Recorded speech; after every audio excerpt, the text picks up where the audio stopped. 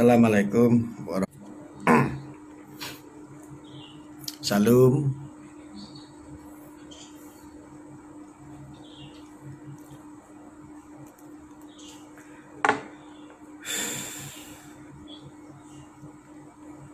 Saya itu pengen ngasih pemahaman tentang HTI. HTI ataupun PKI itu sama-sama sangat berbahaya. Kenapa sangat berbahaya?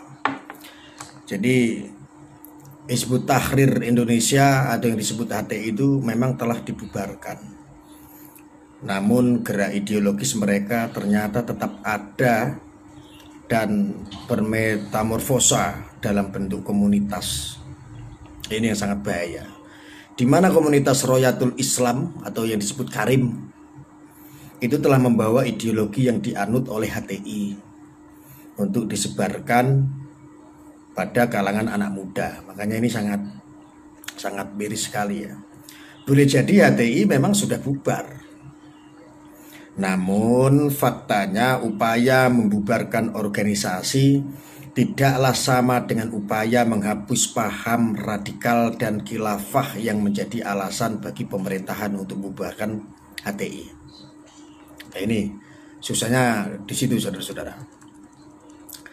Terus tantangan pemerintah setelah membubarkan HTI adalah upaya memastikan bahwa ideologi khilafah juga ikut terkubur seiring pembubaran organisasi tersebut.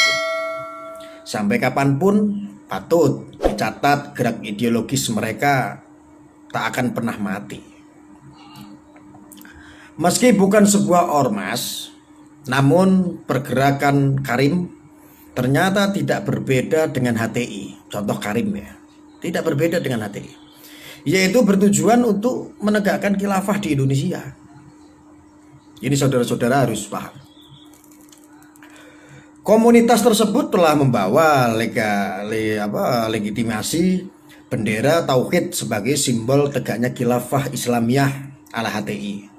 Karim bermain cukup halus di ranah SMA, komunitas, utamanya bagi anak muda yang haus akan ilmu keislaman, akan tertarik dengan iming-iming heroisme Islam. Pinjem bencinya Gus. Ini peci saya ini memang panjang sekali. Oras.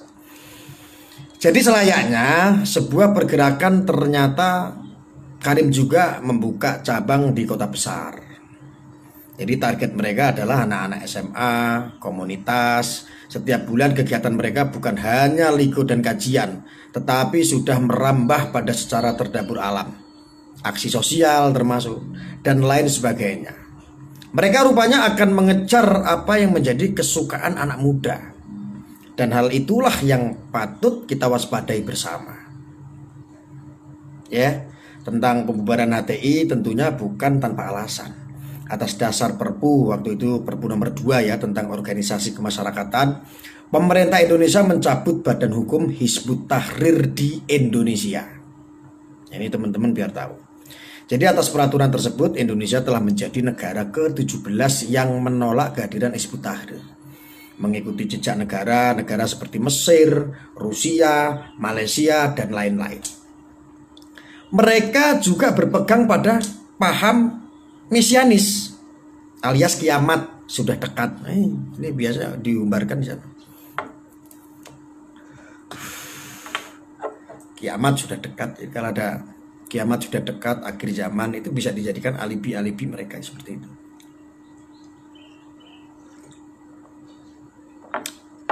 Sehingga kiamat bukan hanya menjadi keyakinan, tetapi dibuat menjadi bayang-bayang yang menakutkan. Jadi nek kowe bunuh diri ngono kan mlebu surga, mulane sadurunge kiamat kowe bunuh diri ya kan mlebu surga, pasang bom dan lain-lain. Contohnya seperti itu. Dengan tanda-tandanya yang sudah nyata itu ya itu, agar selamat harus senantiasa berbayat kepada Allah, khilafah dan panji-panjinya. Itulah bentuk doktrin yang Karim gunakan untuk menakut-nakuti umat. Ini makanya bahaya sekali. Tidak semua generasi anak bangsa ini diberikan pemahaman sekilas, kadang-kadang dia lebih tajam. Karena ya itu tadi, dengan pakai simbol-simbol tauhid, kedok topeng yang begitu rapinya seperti topeng agama. Jelas orang yang marah di sini komentarnya pasti orang-orang yang memang tidak, yang sejalan dengan HTI. Sebetulnya sih kalau ada yang nonton saya lagi ngomong begini, sebetulnya tidak boleh ada yang marah. Ngapain kalian marah? Kecuali Anda memang orang-orang dari orang yang paham-paham seperti itu, seperti HTI. Ya. Yeah. Jadi termasuk para pembimbing rohis yang tergabung di Karim itu sudah mulai bergerak seiring dengan dibubarkannya HTI itu, bergerak. Doktrin dan propaganda tentang khilafah secara masif kepada golongan generasi muda yang merasa dehidrasi akan ilmu agama dan hanya mau belajar secara instan. Ini bidikannya itu orang-orang yang labil, orang labil baru belajar agama. Terus tugasnya Karim itu seperti apa? Tugasnya Karim itu dengan berbagai propaganda khilafahnya. Jadi berpotensi memecah belah bangsa dan negara Republik Indonesia. Padahal kita tentu telah berkali-kali mendapatkan penegasan bahwa NKRI, Pancasila, Undang-Undang 1945 dan Bhinneka Tunggal Ika. Tetapi masih aja tergilas dengan sore Tarji, hanguskan HTI PKI. Ini bahaya sekali. Makanya memang sudah dibubarkan, tetapi paham-paham ini yang menggerogoti untuk propaganda, provokasi dan lain. Ini sangat memang generasi anak muda ini harus tahu. Terus mantan anggota HTI itu gimana? Mantan anggota HTI itu kayak, ya contoh kayak Ainur Rafiq ya. Dia mengatakan bahwa HTI telah melakukan reorganisasi dan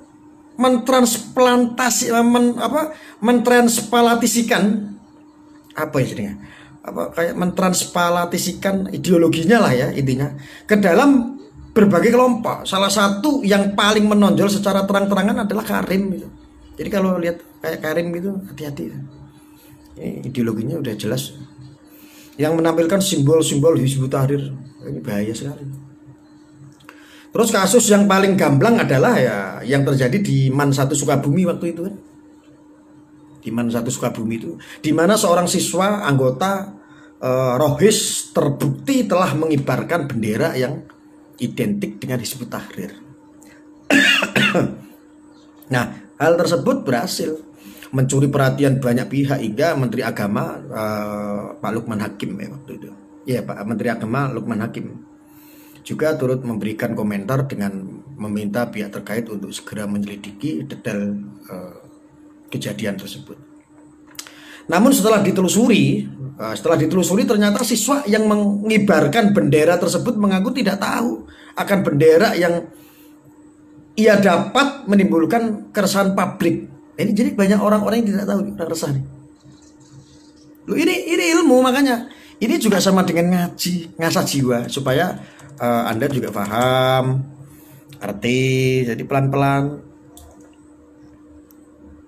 Tapi di sini komentarnya banyak sekali orang yang marah-marah.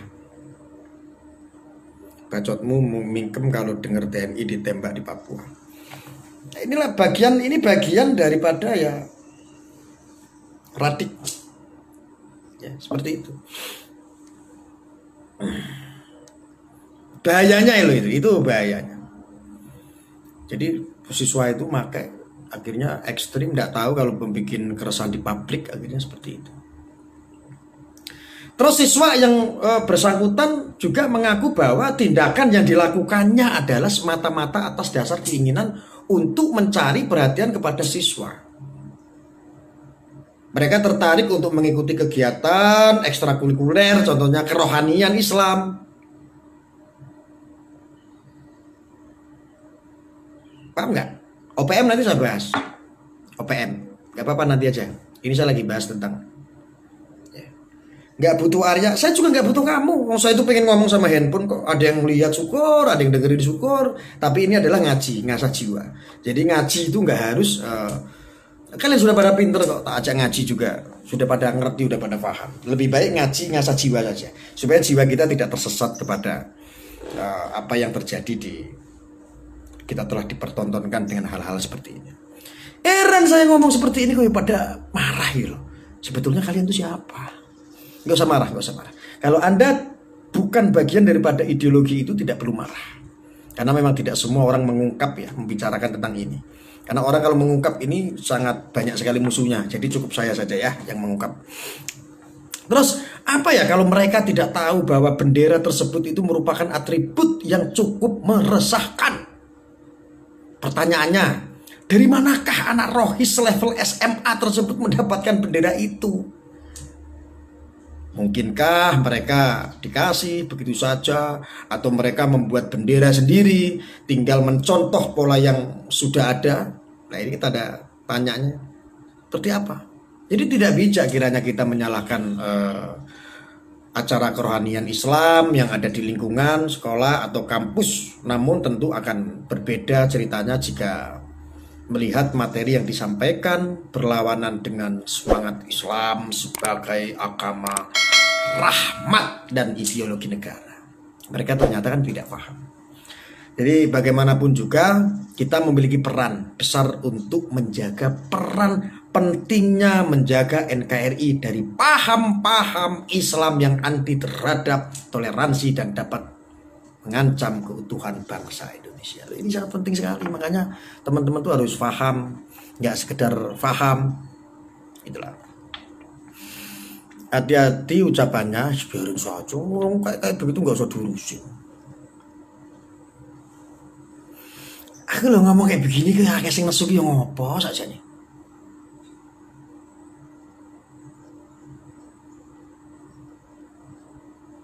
Wujud ideologi itu seperti apa? Ya seperti tadi itu. Ya saya jelaskan. Itu wujudnya. Perongrongan.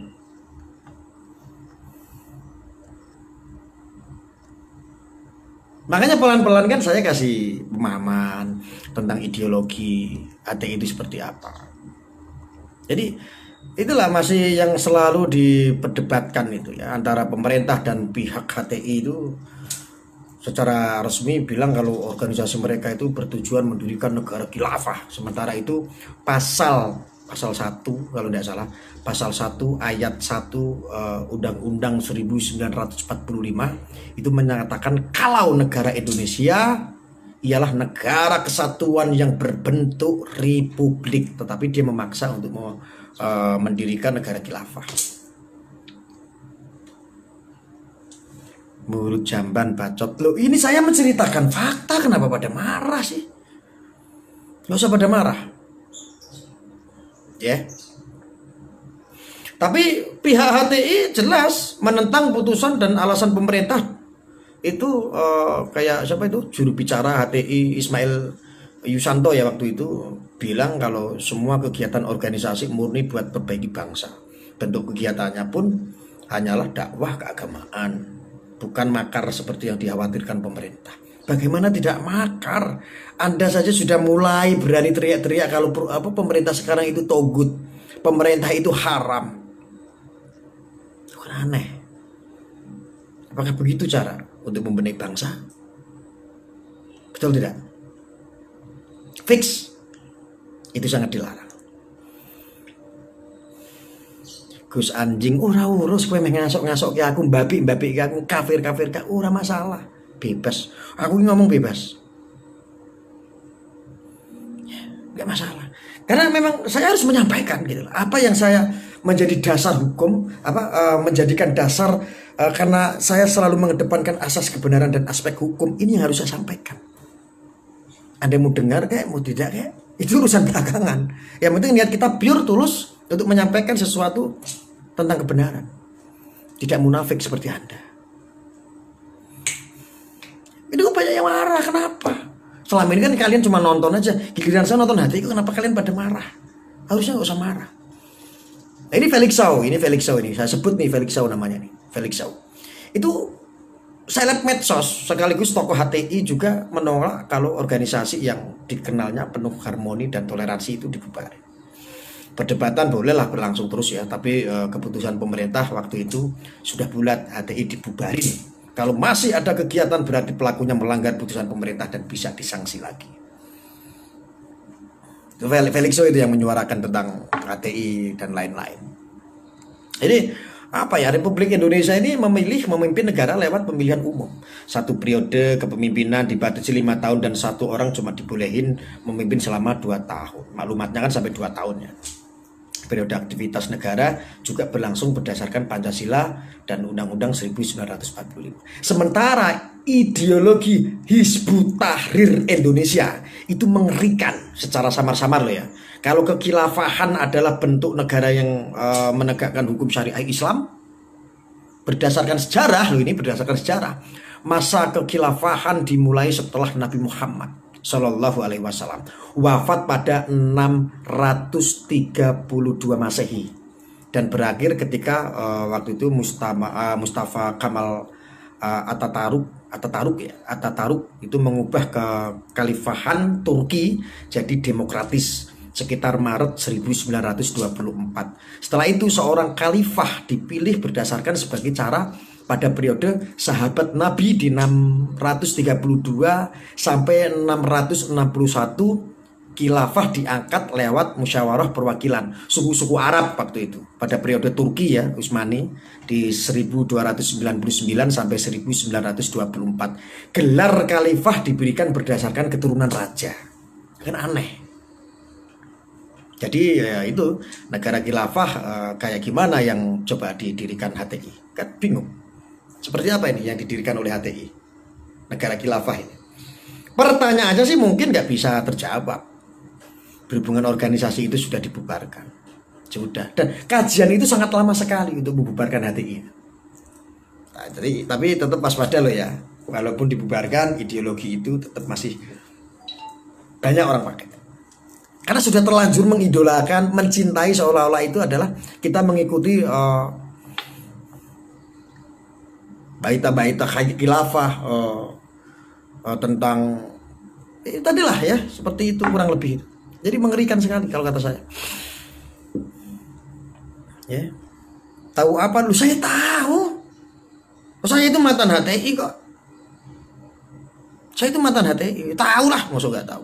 Assalamualaikum Pak, saya mau nanya apakah Bapak menyukai statement-statement yang dibuat Abu Janda? Tolong dibaca Pak. Suka. Saya menyukai statementnya Abu Janda itu karena dia berusaha untuk membukakan logika narasinya itu. Yang kedua lucu karena itu parodi. Parodi kalau merasa tersindir ya mungkin ya saya rasa sih memang sih yang model-model begitu memang harus ada lah biar balance saja, biar balance. Karena kalau mencari kesalahan orang itu sangat banyak sekali. Jadi yang tadi saya lanjutkan untuk semua itu berawal ketika Tuqiuddin An-Nabhani itu hakim pengadilan banding di Al-Quds ya, di Baitul Maqdis waktu itu di Palestina ya, bikin organisasi politik Islam global waktu itu. Jadi sekitar 1953 itu melalui diskusi dan dakwah tokoh publik itu mengajak seluruh lapisan warga ngelanjutin untuk kekhalifahan. Nah disitulah saudara-saudara tahu. Terus lama-lama pahamnya tersebar juga sampai ke komunitas Muslim di berbagai negara sampai akhirnya masuk ke Indonesia lewat gerakan-gerakan dakwah mahasiswa era waktu itu di kurang lebih di 80-an lah ya. Di tahun 80-an satu dekade kemudian ya seperti itu.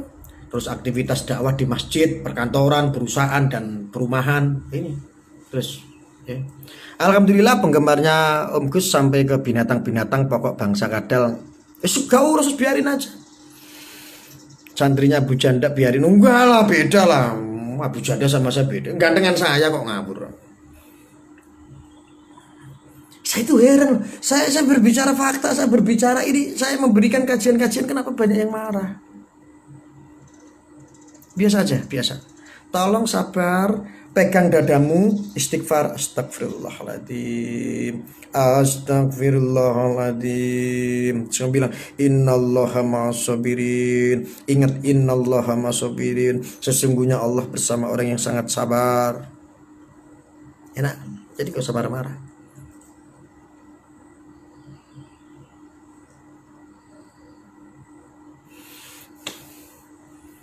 Ya memang kadang-kadang saya begitu, kadang-kadang saya sok pinter, kadang-kadang saya sok ngobloki, sok bodoh, kadang-kadang saya kadang ngaji, kadang-kadang saya nggak ngaji, kadang-kadang jadi ustadz, kadang-kadang jadi orang anak band, kadang-kadang jadi dajjal, kadang-kadang jadi iblis, itu saya.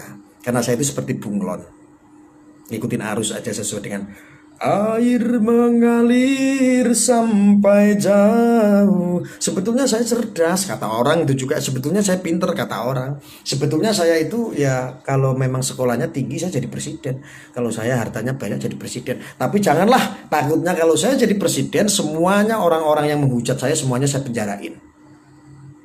Atau enggak saya apa ya? Saya hilangkan nyawanya besok. Karena mereka susah sih dibina. Kalau saya jadi presiden makanya jangan. Kalau saya jadi presiden semuanya pada mati orang-orang itu. Orang model-model gitu langsung pada mati semua. Orang yang kasus-kasus korupsi tak gantung semua. Bener kalau saya jadi presiden. Makanya saya jangan deh.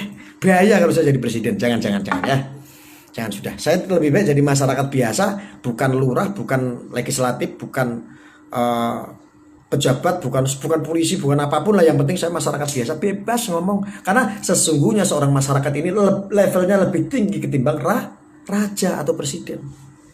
Kita di atas presiden loh, keren loh, bangga dong.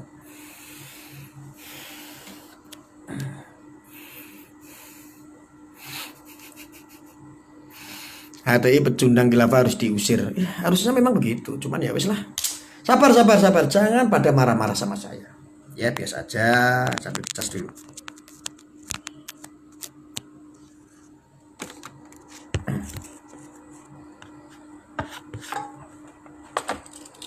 Di radio saya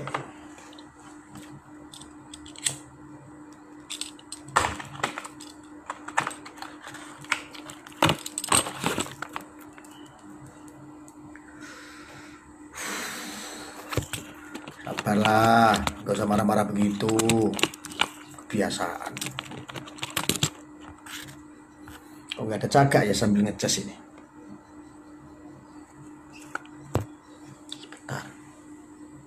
Jangan marah-marah dulu, tak bongkar dulu semua biar teman-teman juga tahu sejarah. Tapi nggak boleh marah-marah loh ya, sabar dulu. Izin dibagikan Gus, ya nggak apa-apa dibagikan. Ini ilmu, insya Allah bermanfaat.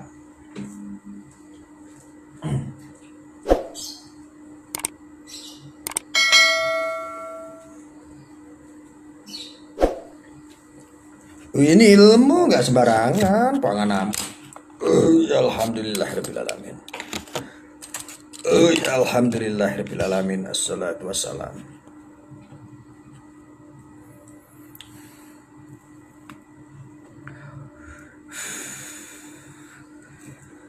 Menurut Anda siapa saja yang menjadi dalang di antara yang Anda bahas? Kadrun itu dalangnya, tak kasih tahu. Kadrun itu siapa? Orang-orang kadal gurun itu. Orang yang dari sana mencangkul di negara Indonesia, menggali, mencangkuli, itu ngerampok. Makanya jangan heran kalau budaya Nusantara sedikit-sedikit akan dihilangkan oleh mereka. Budaya, adat istiadat itu pelan-pelan dihilangkan sama mereka. Makanya tak bukain, sabar. Jangan marah-marah gitu. Yang merasa bagian dari mereka, orang-orang mereka, jangan marah-marah kayak begitu, biasa saja. Share ya, silakan. Tak bongkarin semua kok. Tak bongkarin semua.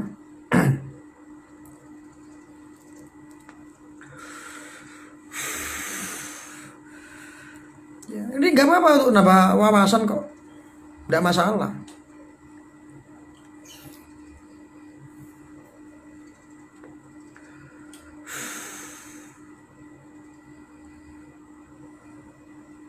Drone lo kapan waras? Pelan-pelan. Makanya saya bukain pelan-pelan, bukain supaya apa? Ini setidaknya menjadi wawasan bagi orang-orang yang awam, adik-adik kita yang baru mengenal HTI itu sebetulnya apa sih? Kok dimusuhin? Nanti dia penasaran, kepo-kepo, malah kebawa sama HTI kan? Kasihan. Saya tidak sepakat soal itu. Kalau sampai ke bawah, waduh, wis tambah. Ih, ngeri. Jadi dia paling gampang, paling unik, dia paling senang dengan memakai panji-panji Rasulullah. Dengan kalimat-kalimat tauhid, la ilaha illallah Muhammadur Rasulullah. Ya, itu adalah fakta. Kenapa makanya luar negeri itu dia bubarkan, Mesir juga membubarkan HTI seperti itu. Jadi memang pemerintah dalam hal itu ya, di contoh apa, khususnya untuk di Menkumham itu telah mencabut status badan hukum HTI yang sekaligus bermakna pembubaran. Maknanya adalah pembubaran. Namun tidak ada menyebutkan bahwa HTI adalah organisasi terlarang. Itu kata waktu itu si siapa? Yusril ya. Yusril ya, itu waktu dia dijumpai di press itu di kantor di kantornya itu apa namanya? Law Frame apa itu law Frame alah sebuah lupa lali aku ya. Waktu itu neng ke Jakarta Selatan. Tapi dalam upaya hukumnya ke PT UNN Jakarta waktu itu di pengadilan tinggi itu di tata usaha negara tidak ada penyebutan HTI sebagai organisasi terlarang memang. Tapi putusan pengadilan itu hanya menilai apakah keputusan pencabutan status hukum HTI telah benar secara wewenang, prosedur dan substansinya. Jadi substansinya ini menurut undang-undang itu apakah memang berlaku? Ya berlaku. Jadi oleh karena itu bagi sekelompok orang-orang yang menyebut HTI sebagai organisasi terlarang, kata itu ya mereka tidak senang, padahal sebetulnya sudah dibubarkan. Itu kan kata si Yusril ya waktu itu. Yang ngomong PKI ini Budi pamit dulu ya, gak apa-apa. Tanya kamu Gus, kenapa sih pada marah-marah? Padahal aku cuma ngomongin HTI loh ya. Aku tuh kenapa ya kalau ngomong tentang HTI, ngomong astagfirullah.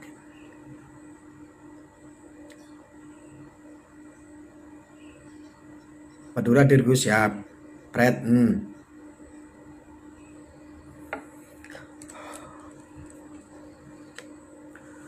Lo ini bukan menghujat.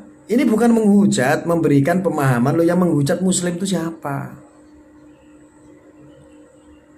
Tolong lihat komen saya yang pertama Gus sudah jauh. Yang marah Katrun iya. Jauh sekali.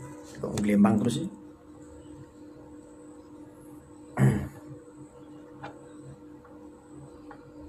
Ngorok ya. Supirku ngorok. Itu masalah PKI itu banyak sekali. Jadi gini.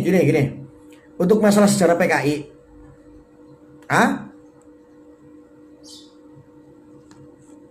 Gini loh.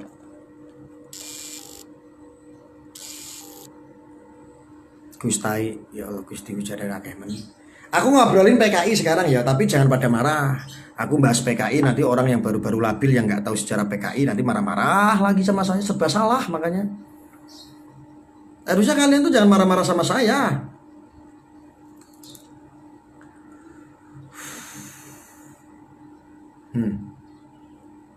Budaya Arab masuk terus, iya. Gus Malik.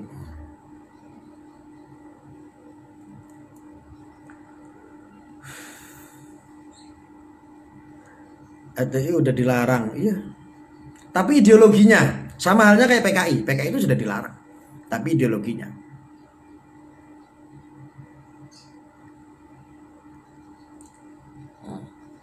Aku baca komentari kok ojo saru-saru. Jo aneh-aneh.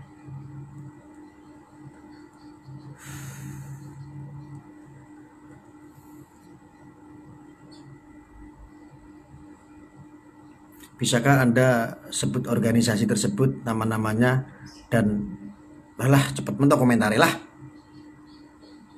Di Madura sudah banyak korban PKI Gus. Iya mah, sabar.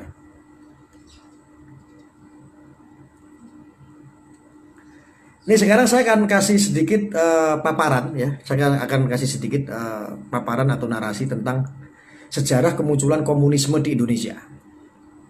Tapi jangan marah-marah. Biasa saja ditahan. Istighfar. Astagfirullahaladzim. Astagfirullahaladzim. Innallaha masabirin. Karena saya itu masih meyakini bahwa kali ini sesungguhnya PKI itu adalah mereka-mereka yang sekarang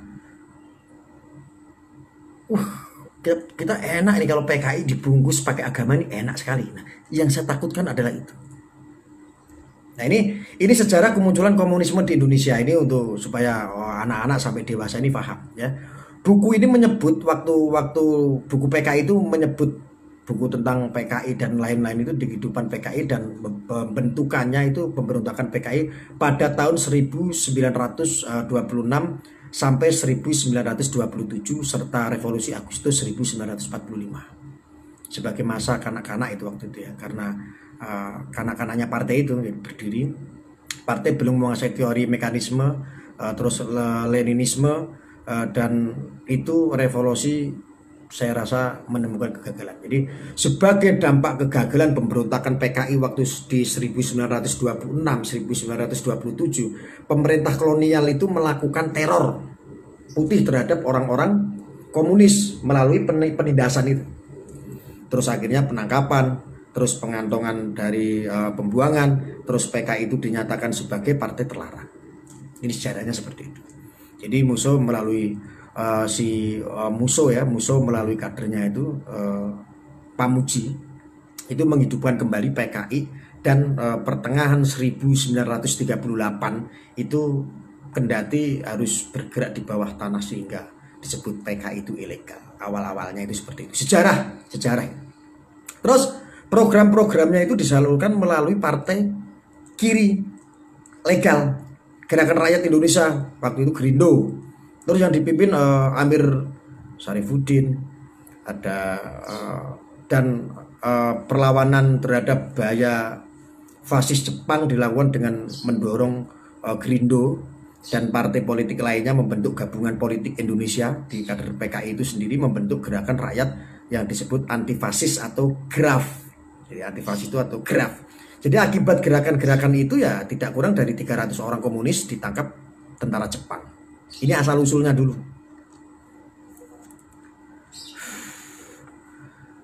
Ini sedikit pelajaran ini tentang sejarah.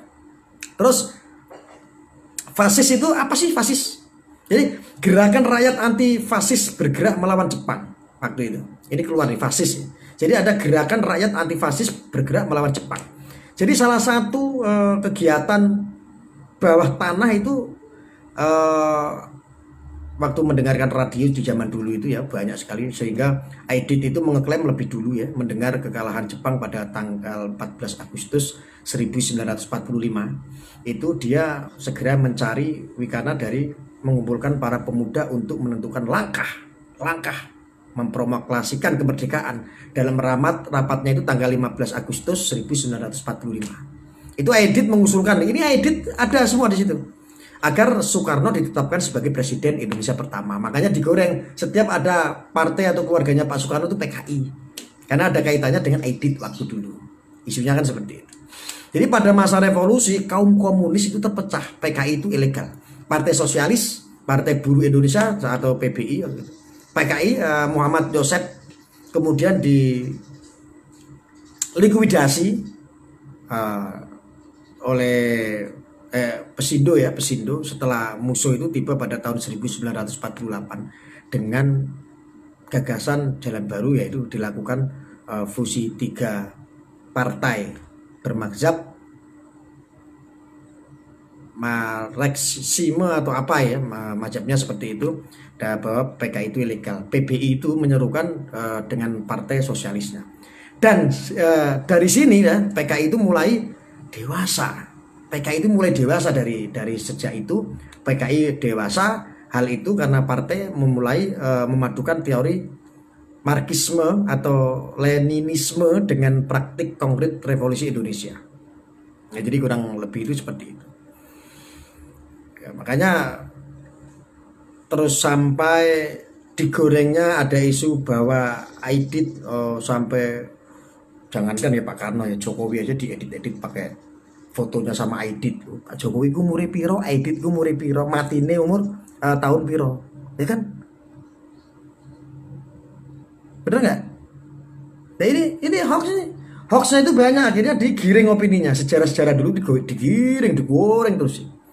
Padahal belum tentu mereka itu tahu sejarah tentang PKI. Ini yang sangat miris. Ya. Aku ngobrol PKI orang sing marah ya.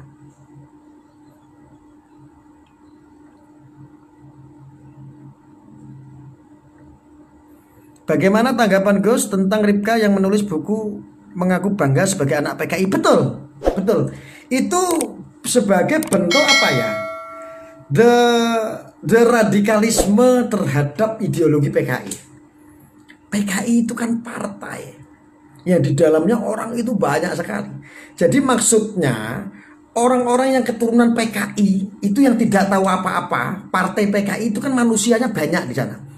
Jadi merasa tidak pesimisme, tidak pesimis bahwa saya ini dulu ikut-ikutan di partai PKI, akhirnya pesimis, dia tidak mau ikut membangun bangsa negara. Makanya dimunculkanlah buku Aku Bangga Menjadi Anak PKI. Bangganya kenapa? Bisa ikut membangun bangsa negara Indonesia di masa kemajuan ini. Bangga tidak? Contoh sekarang, kalau sampai tidak bisa nyimak begini, tak kasih contoh. Seandainya kamu pelacur, apakah anakmu harus kau didik menjadi seorang pelacur? Apakah seorang pelacur itu tidak mempunyai kebanggaan tersendiri di saat mempunyai seorang putra menjadi seorang ustadz? Contoh, seorang pelacur mempunyai anak dia sukses sehingga menjadi menteri. Keren gak? Atau sang pelacur itu membuat puisi ataupun mencetak sebuah buku. Aku bangga menjadi anak pelacur. Karena dengan melacur, aku bekerja susah payah hanya untuk menyekolahkan anakku. Sekarang anakku menjadi seorang menteri. Loh, ayolah, jangan buta. Jangan buta tafsir. Ini tafsiran akli. Cara Gus Nur. Tekan dimang malah lali. Babi utang luar lagi.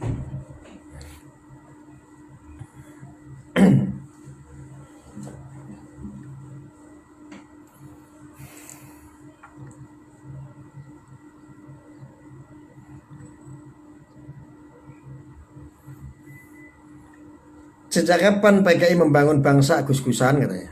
Ya Allah. Piye yang ngejelasin ya kayak wong pokok-pokok mentah. Iki sakjane sing pekok iki kuwi apa aku?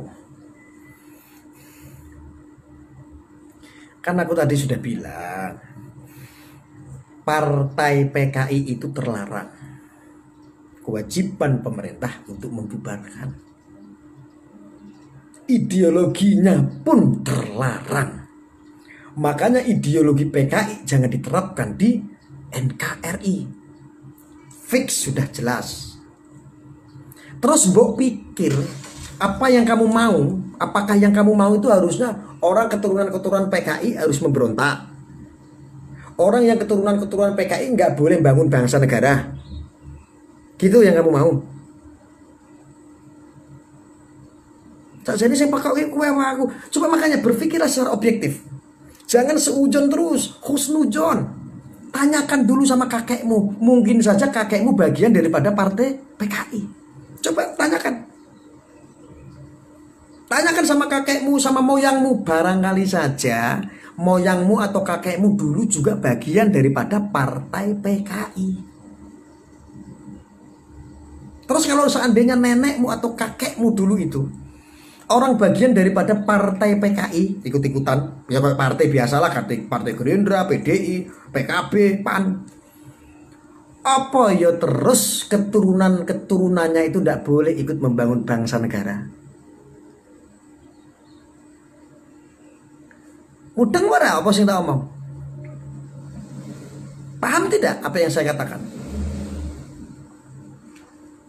Terus sebuah kebanggaan si Ripta itu yang memperjuangkan BPJS, saya pernah dengar itu sampai teriak-teriak demi rakyat dia memperjuangkan BPJS. Saat BPJS naik dia teriak-teriak. Itu si Ripka ya, si Ripka yang duduk di parlemen ya. Dia menyuarakan. Apakah dia tidak punya kebanggaan? Aku bangga menjadi anak PKI. Ya bangga. Inilah contoh. Contoh supaya apa? Orang-orang yang dulu kerabat dari partai PKI kan generasinya ini kan ada. Ya, generasinya ini ada orang-orang PKI. Bangga bisa ikut membangun bangsa negara. Jadi rasa pesimis itu hilang. Ayo, berarti kita tidak perlu, kita ini keturunan-keturunan PKI, tidak perlu kita pesimis menjadi terhakimi, menjadi orang yang sangat bersalah. Tetapi ayo kita berubah, ideologinya sudah ada, itu masa lalu. Sekarang kita membangun bangsa negara Indonesia.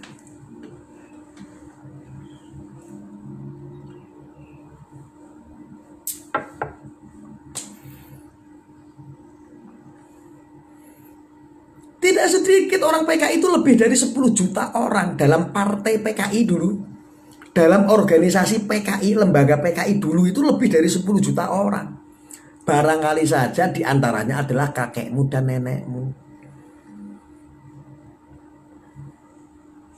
Terus contohnya lagi nih, ini yang gampang dipahami. Yang gampang dipahami. Seandainya kalian ini dari partai PKS. Contoh, ini partai PKS. Nah, kalian kan di sini yang nonton kan ada yang ikut di partai PKS. Tapi suatu saat partai PKS ini bermasalah.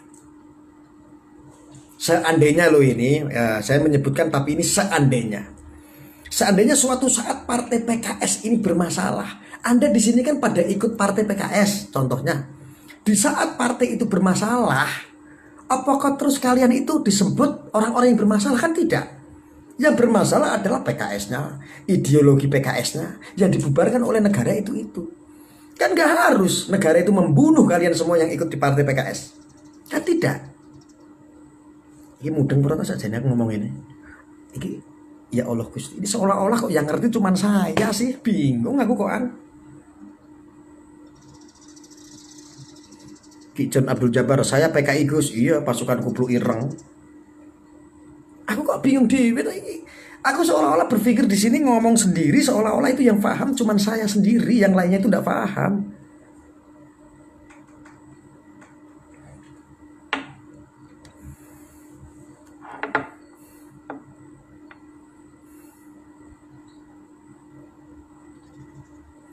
Keturunan PKI bukan berarti mau mem-PKI-kan negeri ini. Kadrun goblok, betul. Ya belum tentu. Gimana sih? Pasukan Kupluk Ireng, iya betul.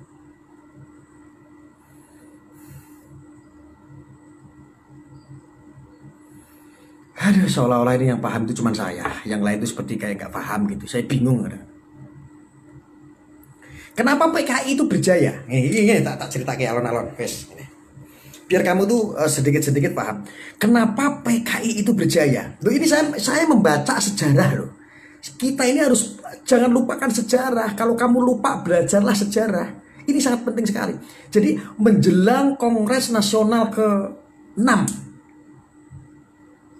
waktu menggiatkan program amal kepada rakyat ya, itu Wongso Buruh Tani Desa Tumbol Klaten Jawa Tengah di saat itu ya, Klaten Jawa Tengah, tak sebut nih Klaten Jawa Tengah ini. Mudah-mudahan Klaten Jawa Tengah tidak mendemo saya. Ini saya hanya menceritakan niatnya untuk sejarah. Jadi Klaten Jawa Tengah itu menyambut kongres dengan antusias resor organisasi tingkat desa waktu itu. PKI setempat saat itu sedang mengadakan kerja bakti di desanya.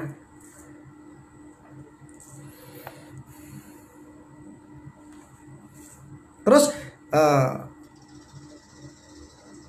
bingung ya ceritanya. Jadi seandainya saya pelaku nih, saya ini sehidup semati itu dengan Palu Arit. Waktu pemilihan 1995 yang lalu, saya dengan penuh keyakinan mencoblos Palu Arit. Lah, artinya Palu Arit itu kan partai. Itu Wongso ya. Wongso itu ibaratnya diganti saya lah. Itu kata si Wongso. Jadi pekarangan itu merupakan hasil perjuangan PKI. Orang-orang PKI di daerah saya adalah orang-orang yang selalu memikirkan nasib rakyat. Ujar Wongso. Atau ujar saya, seolah-olah saya menjadi Wongso ya. Ini supaya harusnya saya sih jangan Wongso. Ini kisah dulu, ini sejarah zaman dulu. Terus hasil amal rakyat cukup membanggakan. Ini waktu kejayaan PKI waktu dulu. Dari kegiatan sosial itu. Jadi nomor spesial. Jadi mewartakan fasilitas umum yang telah dibangun, jalan raya termasuk selokan, rumah, sekolah, bendungan, jembatan, kakus umum, kakus itu kayak WC begitu, kakus umum, pemberantasan hama, tikus, dan itu kan baik. Itu yang melakukan apa? Contoh ini contoh dari kesaksian Pak Wongso zaman dulu orang Klaten. Mereka adalah bagian daripada PKI. Mereka menceritakan bahwa sosialnya juga sama seperti partai lain.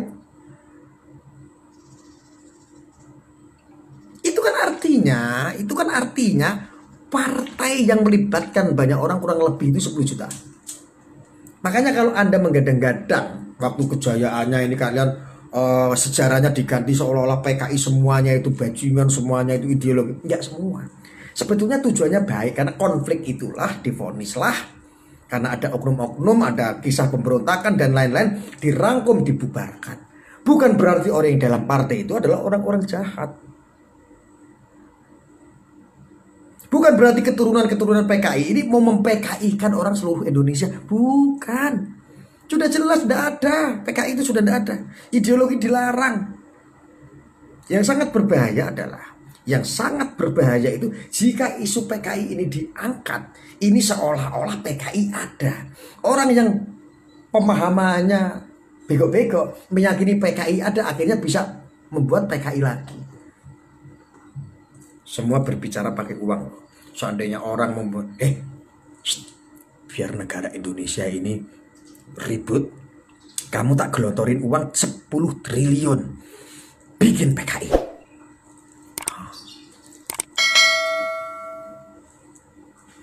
Mau apa?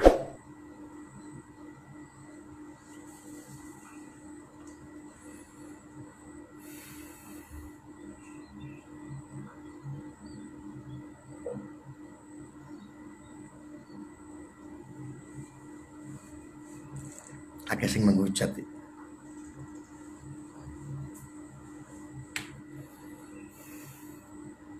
Itu cuplikan-cuplikan PKI. Gambarannya seperti itu.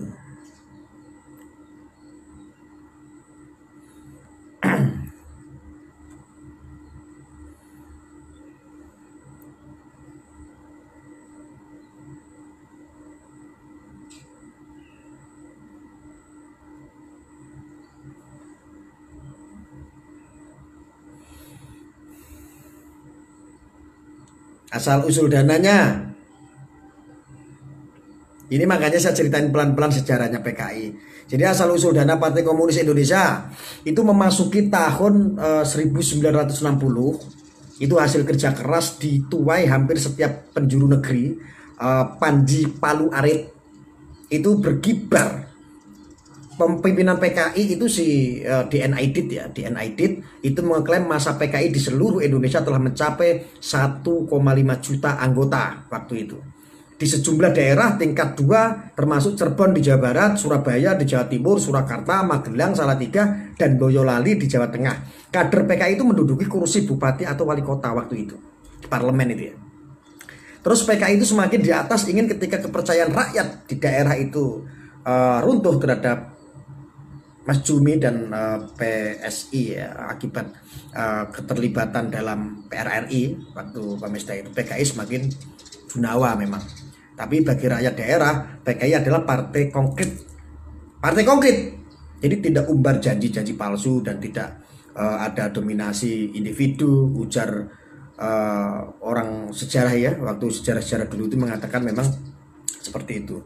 Termasuk sosiolog ya dari Universitas Indonesia itu waktu itu pernah bilang kepada Historia ya, dia namanya itu Arbi, itu menyebabkan jumlah anggota PKI itu membludak. Dia mengatakan seperti itu. Makanya semakin tenar, terus dana-dana PKI itu didapatkan dari mana ya, dari sumbangan-sumbangan karena anggotanya ini banyak sekali, pendukung-pendukungannya, simpatisannya. Dari 1,5 juta itu banyak sekali. Kalau dia nyumbang, ada yang nyumbang sekian, ada yang pengusaha, ada yang memang cukong waktu itu dia nyambung. Akhirnya sumber dana PKI itu sangat besar sekali. Narasi Anda membela PKI, tanya ke TNI yang lebih tahu. Ya sudah, Anda tanya sama TNI. Gitu aja kok repot. Kita kasih pelan-pelan pemahaman biar tahu sedikit-sedikit gitu loh. Kurang lebih ya seperti itu ceritanya. Ya.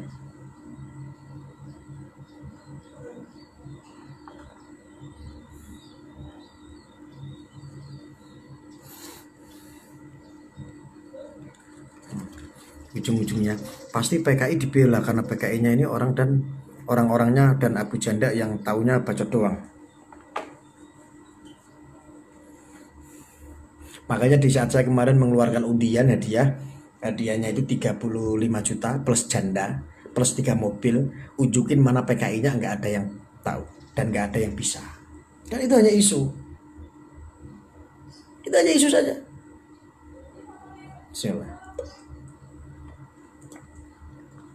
Susah kalau orang sudah kemakan isu.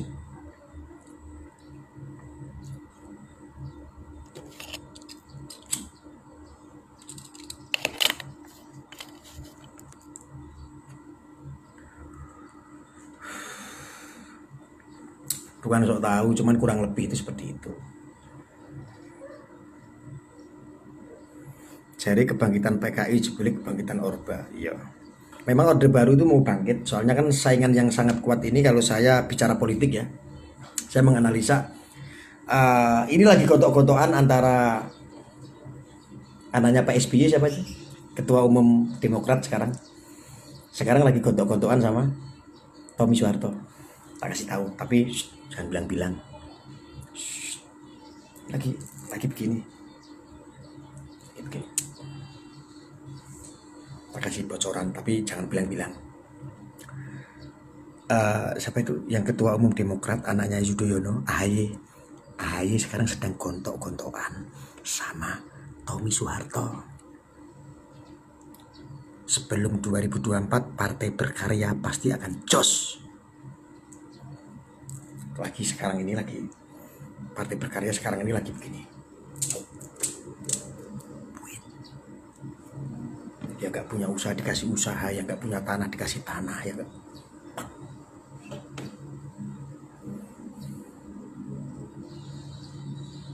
Tapi ini bocoran dari saya. Sebetulnya saya jangan bilang. Ini yang digadang-gadang Anies belum tentu. Karena yang paling sengit adalah nanti AHY sama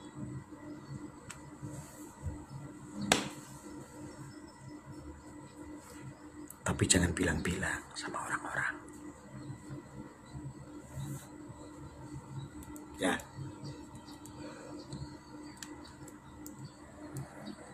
Sekarang lagi bagi-bagiin duit. Makanya biar saya ngomongnya bebas itu saya nggak mau. Tadi tawar-tawarin duit orang-orang kayak begitu nggak mau saya. Sudah netral begini aja lah.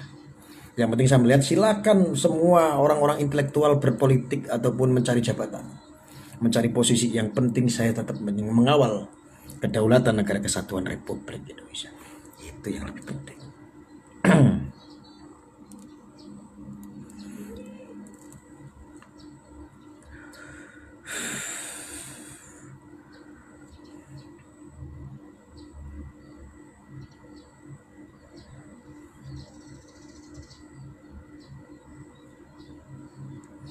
Gak apa-apa, AHY itu punya hak kok. Anaknya Pak Harto, si Tommy Soeharto itu punya hak, nggak apa-apa. Cuma aku ngasih bocoran aja, jangan terlalu inilah, pede lah. Saya lebih tahu kok. Orang belum tahu saya udah tahu. Siapa yang bakal calon nanti 2024 saya udah tahu. Terstruktur semua kok, saya udah paham.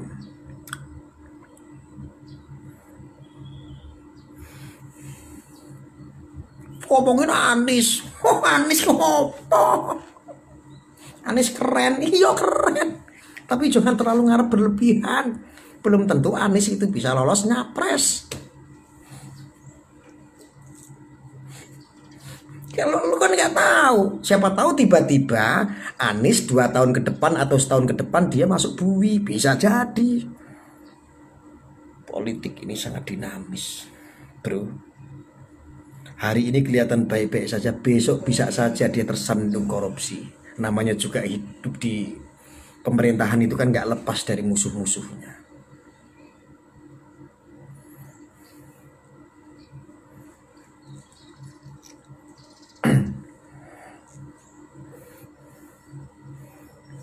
Pelan-pelan, jangan bilang-bilang. Kalau ada orang tanya, jangan bilang yang ngasih tahu Gus Arya. Gus Arya cuma ngasih bocoran dikit aja. Anies yo, wah Anies. Orang yang paling sakti aja belum rame, nanti 2021 baru mulai. Yang muncul tuh baru kelihatan, tapi bukan Anies, bukan. Tak kasih tahu, tapi pelan-pelan aja. Kan dia mah gak ada apa-apanya.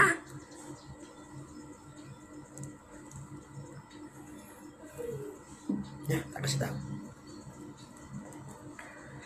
Pokoknya yang dari mereka orang-orang stok-stok dari raja atau dari kandidat-kandidat dari stok-stok sana, AHY, Tommy Soeharto, ini lagi begini. Tominya lagi 2021, pegang omongan saya, rekamannya ini nanti direkam ya.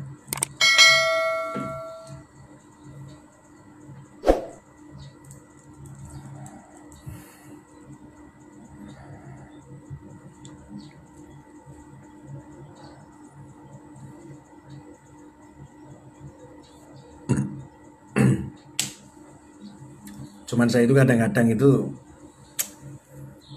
masih mikir mau melakukan sesuatu itu ini ada celah hukumnya atau tidak.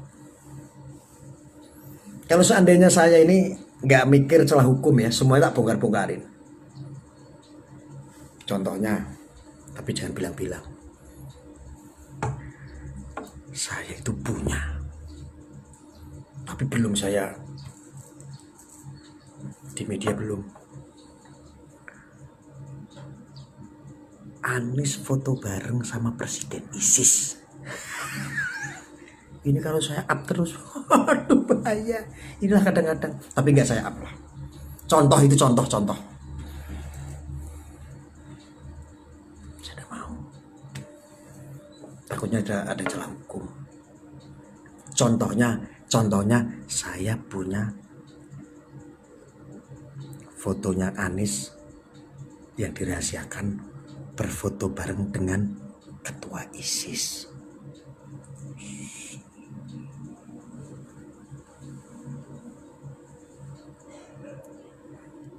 Cuman saya nggak up dulu, nantilah.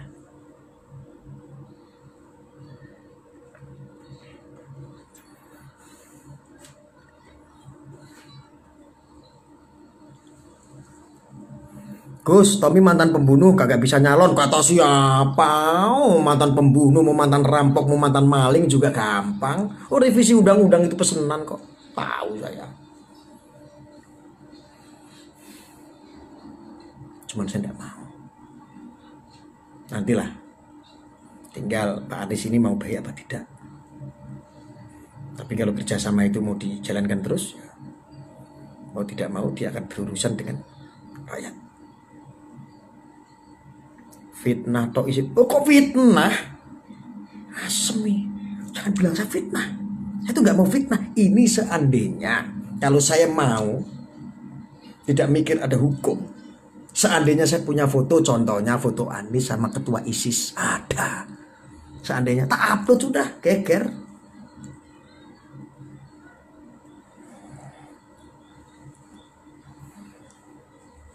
Saya bukan mengada-ngada. Saya itu bukan mengada-ngada. Ngapain saya mengada-ngada? Ngawur.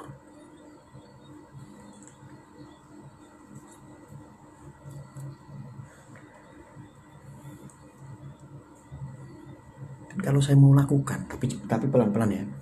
Kalau saya mau lakukan, saya buka CDR. Saya buka CDR-nya. Percakapannya.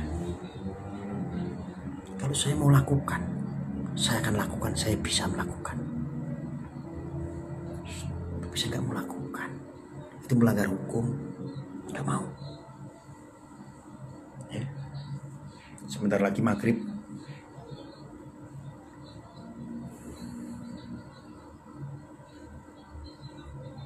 Ketua Umum Cyber NKRI kok. Siber itu kan dunia saya.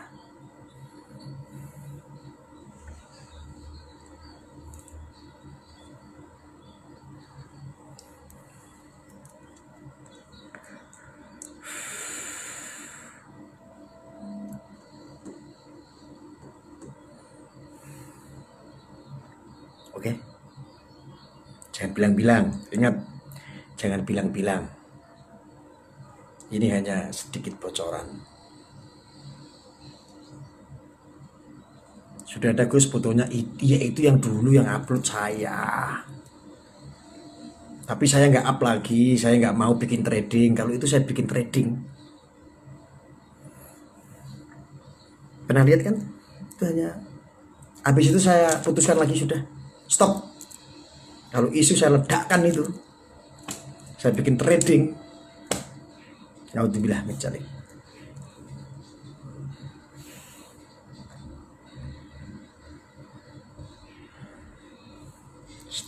Saling dulu. Santai. Oke, karena ini sudah maghrib, saya selesai dulu untuk melakukan ibadah salat maghrib. Pondasi ini harus dibangun. Tetap waktu ini jihad, waktu ini ngoceh-ngoceh, waktu ini sholat, waktu ini ngaji, waktu ini nyanyi. Maka disitulah kebahagiaan yang sebenarnya. Jadi nanti habis isya saya akan sambung lagi. Tak bongkarin semua, tetapi ingat ya, bagikan sebanyak-banyaknya. Ya segitu aja. Jangan lupa bahagia. Assalamualaikum warahmatullahi wabarakatuh. Dadah.